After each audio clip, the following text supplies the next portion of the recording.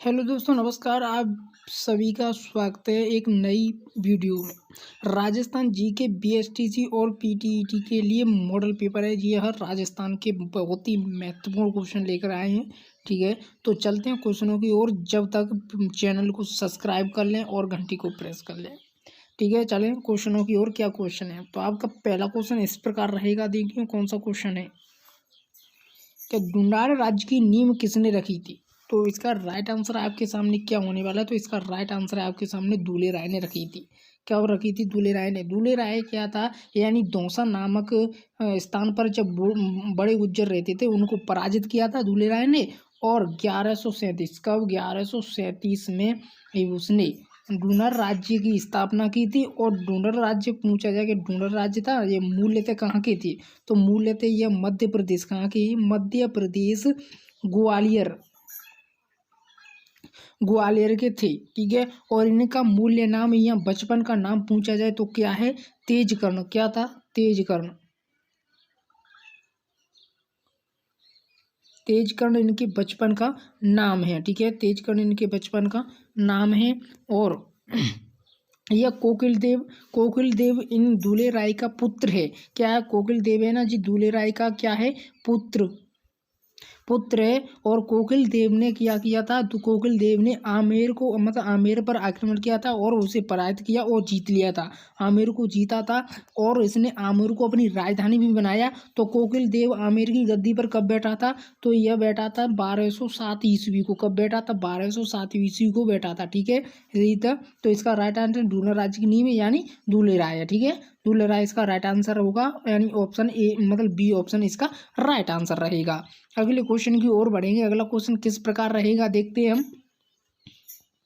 तो अगला क्वेश्चन है आपके सामने इस प्रकार रहेगा। देखिए कौन सा क्वेश्चन है कि सारंगी किस प्रकार का वाद्य यंत्र है? तो आपको पता होगा वाद्य यंत्र 4 प्रकार के होते हैं। कितने प्रकार के होते हैं? 4 प्रकार के। एक वाद्य यंत्र होता है जो कि जिन वाद्य यंत्रों में तार के द्वारा यानी स्वरों की उत्पत्ति होती है उसे तत्व वाद्य यंत्र कहते हैं। क्या कहते हैं उसे? तत्व, यानी उसे तत्व वाद्य यंत्र के नाम से जाना जाता है। ठीक है, तत्व। और एक दूसरा वाद्य यंत्र होता है जो, मतलब वो वाद्य यंत्र जिनमें फूंक मार से मतलब फूंक मारने से स्वर की उत्पत्ति होती है, वो सुशीर वाद्य यंत्र होते हैं। कौन से होते हैं? सुशीर। कौन से होते हैं? सुशीर। और एक वाद्य यंत्र वो होते हैं जो पशुओं के चमड़े से निर्मित वाद्य यंत्र होते हैं। उन्हें चोट मारकर स्वरों की उत्पत्ति की जाती है, जैसे कि ढोलक, डमरू, धौंसा या दीमकों या मांड या चांगा। जैसे कि उन्हें क्या कहा जाता है? उन्हें अवनद वाद्य यंत्र कहा जाता है। कि ना क्या कहा जाता है? अवनद।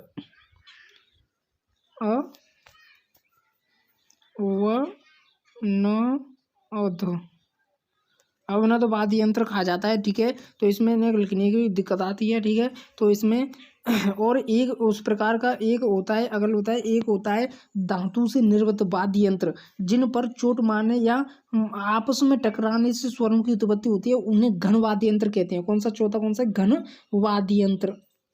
ठीक है, ये 4 प्रकार के वाद्य होते हैं। तो जिस सारंगी है ना, तो किस प्रकार का वाद्य यंत्र है? तो यानी तत्व वाद्य यंत्र होता है, या सुर वाद्य यंत्र है, या अवनद वाद्य यंत्र है, या घन वाद्य यंत्र है। तो बताइए, आपको हमने वितरण तो बता दिया कि इसमें तो तारों से उत्पत्ति होती है, इसमें फूंक मार कर उत्पत्ति की जाती है। और यह अवनद वाद्य यंत्र जो कि पशुओं की खाल से बनाए जाते हैं। और घन वाद्य यंत्र होता है यानी कि धातु से बने होते हैं। तो इसका राइट आंसर सारंगी किस प्रकार का है? तो सारंगी यानी तत्व वाद्य यंत्र है, यानी इसमें तारों की द्वारा उत्पत्ति यानी सुरों की उत्पत्ति होती है। ठीक है, तो इसका राइट आंसर आपके सामने ए ऑप्शन इसका राइट आंसर रहेगा। तो मतलब ये ऑप्शन इसका राइट आंसर है। तो अगले क्वेश्चनों की ओर चलेंगे। अगला क्वेश्चन किस प्रकार रहेगा? तो अगला क्वेश्चन देखते हैं हम।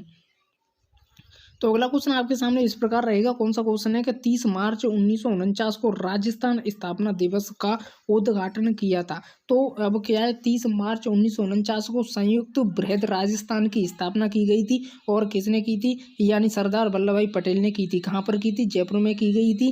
और इसी दिन क्या किया था? जयपुर को मतलब राजधानी, यानी जयपुर को राजस्थान की राजधानी बनाने का निर्णय लिया गया था। ठीक है, तो और का मतलब इसका राइट आंसर क्या रहेगा? मतलब स्थापना दिवस है वो मतलब उद्घाटन किसने किया था? सरदार वल्लभ भाई पटेल ने किया था। ठीक है, तो इसका राइट आंसर आपके सामने ऑप्शन बी इसका राइट आंसर रहेगा। कौन सा? ऑप्शन बी इसका राइट आंसर है। ठीक है, अगले क्वेश्चन की ओर चलेंगे। अगला क्वेश्चन किस प्रकार होगा? तो अगला क्वेश्चन आपके सामने इस प्रकार रहेगा, देखिए कौन सा? माही बजाज सागर परियोजना संयुक्त उपक्रम है। तो यानी माही बजाज सागर परियोजना है वो किस पर है? तो माही बजाज सागर परियोजना है तो माही नदी पर बनी हुई है। कौन सी? माही नदी पर बनी हुई है। और यह ना परियोजना जो संयुक्त परियोजना किस किस की है? तो यह गुजरात और राजस्थान की संयुक्त परियोजना है। ठीक है, यानी गुजरात और राजस्थान की संयुक्त परियोजना है, जिसमें कि गुजरात का कितना है? गुजरात का 55% हिस्सा है, और जबकि राजस्थान का देखा जाए तो 45%, यानी 45% हिस्सा है। ठीक है, यह संयुक्त परियोजना है। तो इसका राइट आंसर आपके सामने क्या होगा? तो इसका राइट आंसर आपके सामने होगा ऑप्शन बी। ठीक है, कौन सा होगा? ऑप्शन बी इसका राइट आंसर है। ठीक है, BSTC के लिए बहुत ही इंपॉर्टेंट क्वेश्चन है ये। अगला क्वेश्चन देखते हैं, अगला क्वेश्चन किस प्रकार होगा? तो देखते हैं अगला क्वेश्चन आपके सामने किस प्रकार रहेगा। तो अगला क्वेश्चन आपके सामने इस प्रकार रहेगा, देखिए कौन सा क्वेश्चन है कि राज्य के किन जिलों में वर्षा वाले दिनों की क्रमशः संख्या अधिक और कम होती है? यानी ऐसा कौन सा जिला है जिसमें अधिक होती है और ऐसा कौन सा जिला है जिसमें कम होती है? तो इसका राइट आंसर आपके सामने क्या होने वाला है? तो इसका राइट आंसर क्या होगा? तो जैसे इसका राइट आंसर होने वाला है आपके सामने झालावाड़ और जैसलमेर। यानी झालावाड़ में तो सबसे अधिक होती है। कौन सी होती है? अधिक होगी, अधिक। ठीक है, और जैसलमेर में क्या होगी? कम होगी। ठीक है, कम कम। ठीक है, और इसका राइट आंसर आपके सामने ऑप्शन बी रहेगा। कौन सा रहेगा? ऑप्शन बी इसका राइट आंसर है। और स्थान की दृष्टि से देखें तो स्थान राजस्थान में सबसे अधिक माउंट आबू में होती है। कहाँ पर होती है? माउंट आबू, यानी आबू कह सकते हैं हम, चलो आबू में। और इसमें देखें तो सम एक स्थान आता है, यहाँ तहसील होती है सम। ठीक है, तो यहाँ पर सबसे कम होती है। ठीक है, इसका राइट आंसर क्या होगा? इसका राइट आंसर आपके सामने क्या है? ऑप्शन बी इसका राइट आंसर है। ऑप्शन बी इसका राइट आंसर है। अगले क्वेश्चन की ओर बढ़ेंगे। अगला क्वेश्चन किस प्रकार होने वाला है? तो अगला क्वेश्चन आपके सामने इस प्रकार रहेगा। कौन सा क्वेश्चन? देखिए कौन सा क्वेश्चन है कि ग्रीष्म ऋतु में सर्वाधिक आंधियां किस जिले में आती हैं? तो आपका इसका राइट आंसर क्या होगा? देखते हैं। तो इसका राइट आंसर आपके सामने क्या होने वाला है कि गंगानगर जिले में तो सर्वाधिक आंधियां आती हैं। कौन सी? गंगानगर जिले में होती हैं। और जो ग्रीष्म काल में कितनी मानी जाती हैं? 28 दिन आती हैं, माना जाता है नॉर्मल के 28 दिन मानी जाती हैं। ठीक है, 28 दिन यानी ग्रीष्म ऋतु में आंधियां आती हैं। ठीक है, कितनी आंधियां? और जबकि पूछा जाए कि न्यूनतम आंधियां कहाँ आती हैं तो वो कौन सा जिला है? तो न्यूनतम आंधियां कहाँ आती हैं? वो झालावाड़ में आती हैं। न्यूनतम कहाँ पर? यानी न्यूनतम आंधियां कहाँ आती हैं? तो वो झालावाड़ में आती हैं।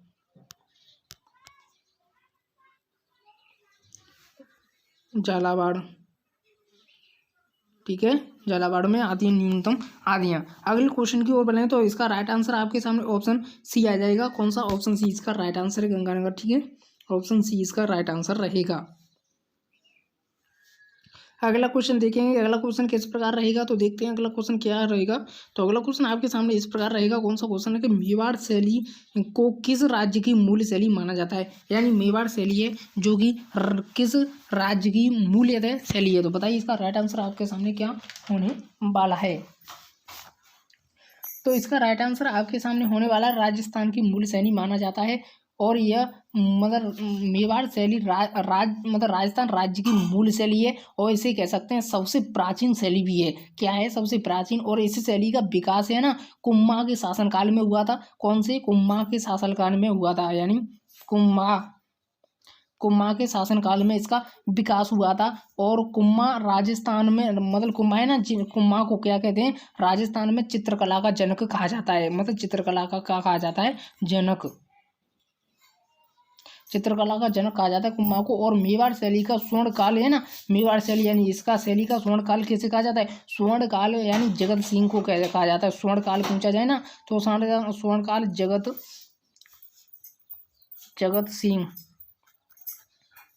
जगत सिंह के काल को स्वर्ण काल कहा जाता है मेवाड़ शैली का। ठीक है, इसका तो इसका राइट आंसर क्या रहेगा? तो इसका राइट आंसर आपके सामने ऑप्शन ए इसका राइट आंसर है, यानी राजस्थान।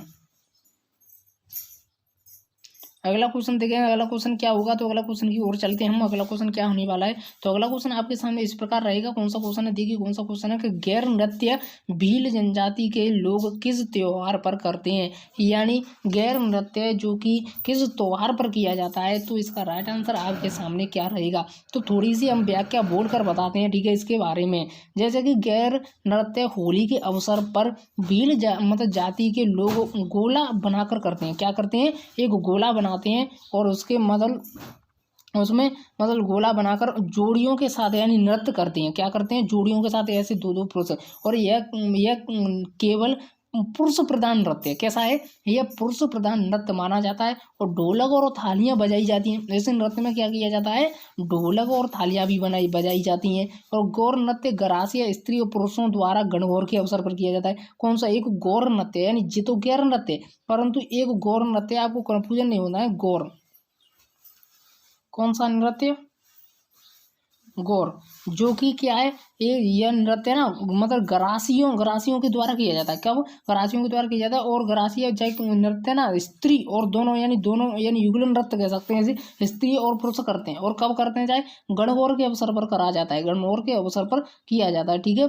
तो इसमें कन्फ्यूजन नहीं होता है। इसका राइट आंसर तो यानी होली पे गैर है, जो कि भीलों के द्वारा किया जाता है और होली के अवसर पर किया जाता है, ठीक है, होली के अवसर पर किया जाता है। इसका राइट आंसर आपके सामने ऑप्शन बी इसका राइट आंसर रहेगा। कौन सा रहेगा, ऑप्शन बी इसका राइट आंसर है। अगले क्वेश्चन की ओर बढ़ेंगे। अगला क्वेश्चन क्या है, तो अगला क्वेश्चन आपके सामने इस प्रकार रहेगा कि राजस्थान की संपूर्ण स्थलीय सीमाएं। तो आपके सामने क्या रहेगा, तो चार ऑप्शन है, बताइए इसका राइट आंसर।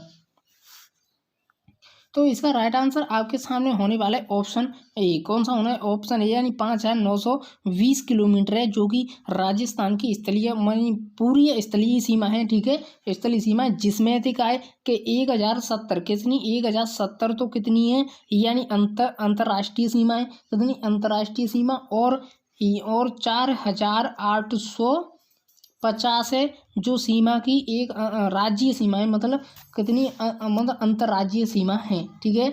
तो यानी कुल कितनी है, 5,920। तो ऑप्शन ए है, ऑप्शन ए इसका राइट आंसर रहेगा, ठीक है, ऑप्शन ए इसका राइट आंसर है। अगला क्वेश्चन देखेंगे। अगला क्वेश्चन क्या होने वाला है,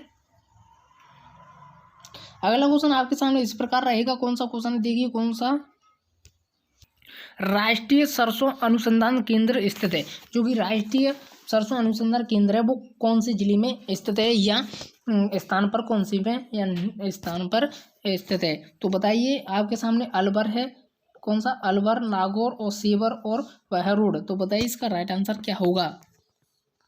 तो इसका राइट आंसर आपके सामने होगा, राष्ट्रीय सरसों अनुसंधान केंद्र है ना, वो सेवर भरतपुर में है। कहाँ पर, सेवर भरतपुर में स्थित है। और जिसकी मतलब स्थापना पूछी जाए ना, स्थापना कब हुई थी, तो इसकी स्थापना कब हुई थी, तो 1993 में मतलब इसकी स्थापना की गई थी। और मतलब ताकि की गई थी, किस लिए की गई थी, कि सरसों की उन्नत किस्मों यानी किस्मों का विकास किया जा सके, इसलिए की गई थी। उद्देश्य पूछा जाए किस लिए की गई, तो यानी कि सरसों की उन्नत किस्मों का विकास किया जा सके, इसलिए की गई थी।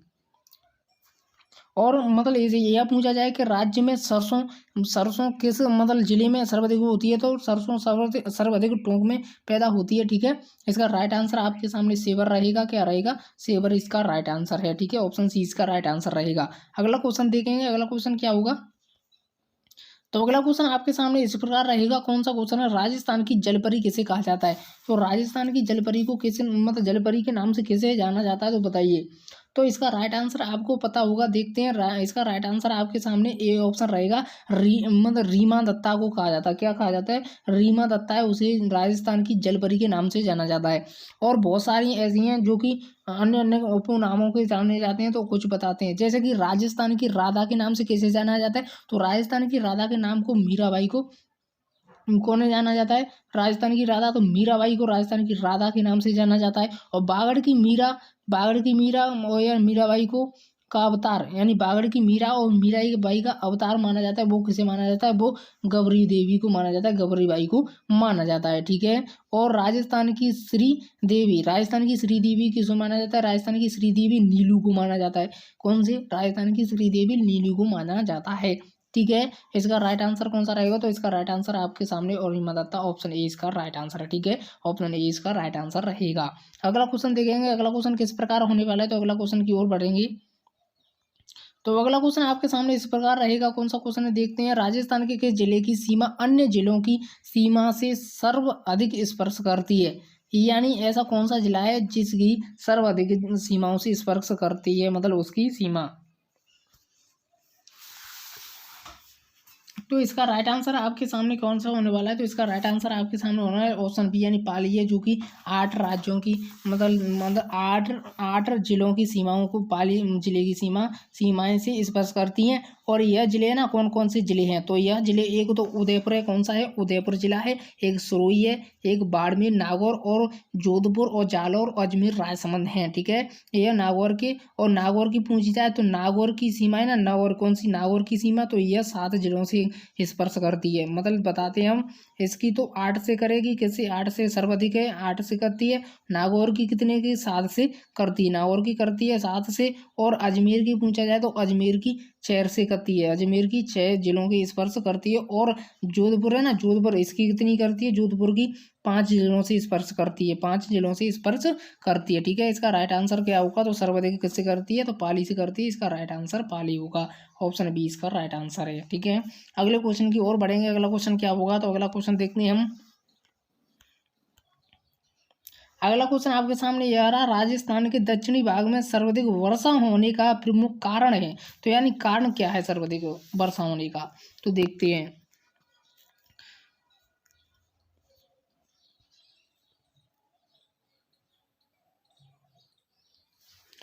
तो इसका कारण क्या है? तो जहाँ पर क्या कह सकते हैं कि राज्य में दक्षिणी भाग में सर्वाधिक वर्षा होती है। तो क्यों क्यों क्यों क्योंकि क्या होता है, यहाँ पर अरावली, मतलब अरावली ना, अरावली पर्वतमाला यहाँ पर ऊंची है, क्या है? ऊंची है, तो इसलिए मानसून की हवाओं को रोकने में सहायक होती है। जहाँ पर जैसे कि अरावली है, ठीक है, अरावली जैसे कि मानसून जाता है तो यहाँ पर जो अरावली से रुक जाता है, तो यहीं पर वर्षा अधिक होगी, इधर की साइड, इधर मानसून जाना पहुंचता तो इससे ज़्यादा कम होती है। ठीक है, तो इसका राइट आंसर है कि मानसून यानी अरावली पर्वत का ऊंचाई होना इसका राइट आंसर रहेगा, ऑप्शन ए इसका राइट आंसर। ठीक है, ऑप्शन ए इसका राइट आंसर रहेगा। ठीक है, अगले क्वेश्चन की ओर बढ़ेंगे, अगला क्वेश्चन क्या रहेगा? अगला क्वेश्चन आपके सामने इस प्रकार रहेगा, राज्य के कितने जिले अंतर्राज्यीय सीमाओं से लगते हैं? तो ऐसे कौन से जिले हैं जो कि अंतर्राज्यीय सीमाओं से लगते हैं? तो बताइए इसका राइट आंसर क्या होगा?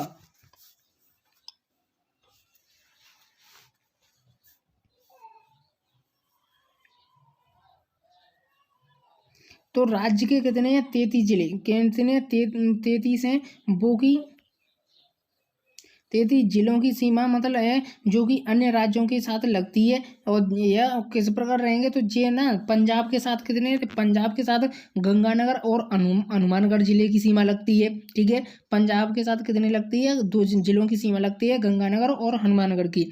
और हरियाणा से साथ कितनी लगती है? तो हरियाणा के साथ हनुमानगढ़ की लगती है, चूरू की लगती है, सीकर और झुंझुनू और जयपुर और अलवर की लगती है, और भरतपुर जिलों की सीमा लगती है। और उत्तर प्रदेश के साथ किन की लगती है? उत्तर प्रदेश साथ 2 जिलों की लगती है, एक होता है भरतपुर, एक होता है धौलपुर के साथ। ठीक है, धौलपुर के साथ लगती है। और फिर आ जाता है मध्य प्रदेश, तो मध्य प्रदेश के साथ कितनी लगती है? तो मध्य प्रदेश के साथ एक लगती है धौलपुर की, और एक लगती है सवाई माधोपुर की, एक लगती है करौली जिले की, एक कोटा जिले की, और 12 जिले की, और झालावाड़ जिले की। ठीक है, और भीलवाड़ा जिले, और चित्तौड़गढ़, प्रतापगढ़, बांसवाड़ा। ठीक है, फिर आ जाता है गुजरात, कौन सा आ जाता है? गुजरात, गुजरात के साथ लगता है बांसवाड़ा और डूंगरपुर, उदयपुर, जालौर और सिरोही और बाड़मेर जिलों की सीमा लगती हैं। केवल अंतर्राज्यीय, और पूछा जाए कि केवल, यहाँ पर तो हो गया अंतर्राज्यीय सीमा, और केवल अंतर्राज्यीय सीमा जैसे कि 2 से, तो यानी 2 जिले ना, तो अंतर्राज्यीय केवल 21 रन की लगेगी। ठीक है, कितनी लगेगी? 21 रन की, क्योंकि एक जैसे कि गंगानगर है, गंगानगर, तो गंगानगर की इतने पाकिस्तान के साथ लग जाएगी। और इधर होता है एक, इधर मतलब एक बाकी बाड़मेर, तो बाड़मेर की किसके साथ लगती है? पाकिस्तान के साथ, तो ये दोनों हटा दिए जाएंगे। ठीक है, तो कितने जाएंगे? 21 जिले। तो केवल पूछा जाए तो 21 जिलों की लगती है, और वैसे पूछा जाए अंतर्राज्यीय तो 33 की लगती है, 23 की। ठीक है, तो इसका राइट आंसर डी ऑप्शन रहेगा। सॉरी 23 लगी रखती है, ठीक है। इसका राइट आंसर डी ऑप्शन है, इसका राइट आंसर रहेगा। अगला क्वेश्चन देखेंगे, अगला क्वेश्चन किस प्रकार होगा। तो अगला क्वेश्चन आपके सामने इस प्रकार रहेगा, देखिए कौन सा क्वेश्चन है कि भील जनजाति के सामाजिक रिवाजों वह अर्थव्यवस्था के लिए राज्य सर्वाधिक पसंद परिस्थिति एवं परंपराओं वाला वृक्ष है, वह है कौन सा है सर्वाधिक। तो पसंदीदा वृक्ष है ना वो कौन सा है, महुआ का वृक्ष है, जो कि महुआ है वो सर्वाधिक भीलों का पसंदीदा वृक्ष है। और भील जनजाति के सामाजिक रिवाज और अर्थव्यवस्था के लिए पसंदीदा परिस्थिति है ना वाला वृक्ष कौन सा रहता है, तो इसे मतलब यही है महुआ। और इसे महुआ को क्या है कि महुआ को आदिवासियों का कल्प वृक्ष के नाम से भी जाना जाता है, आदिवासियों का कल्प वृक्ष के नाम से कहते हैं इसी को।